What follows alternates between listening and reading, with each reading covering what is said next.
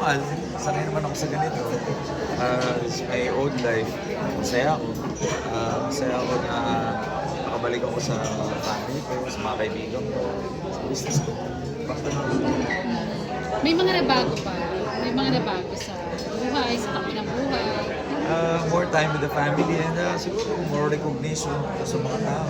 Everywhere I go, kahit ibang bansa, marami nagpapasalamat.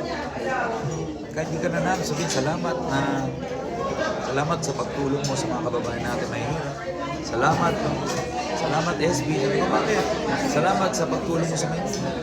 Kahit saan magpunta Japan, London, mga different airports, Dubai. Kahit ako in provinces, tas hindi ko siya kasama, talagang nag-chant pa rin sila ng SB at saka nagte-thank you din sila sa akin para sa mga tulong niya. Nakataba ng puso. Sabi ko, hindi ako pasalamatan kasi sabi ko, lahat naman na ginagawa ko, galing din naman yun sa taas initiative namin.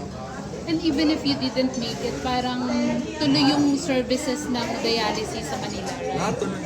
Lahat naman tuloy.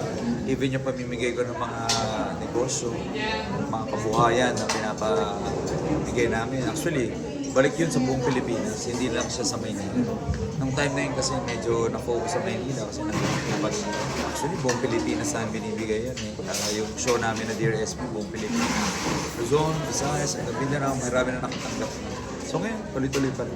So babalikan mo ang Dear SB? Tuloy. Tuloy ang Dear Tuloy SB. na, okay. Oo. Pero wala ka pang plano kung babalik ka rin sa politika sa susunod? Oo, wala pa po. Back to tayo. Okay. Normal life. At ang naabangan na after ng election, naku, may mga nagtatanong, kumusta na ang marriage plans, wedding plans? Diyos nang bahala. Walang bahala doon, secret. Huwag niyo munang Gugulatin nyo na lang kami. Oo.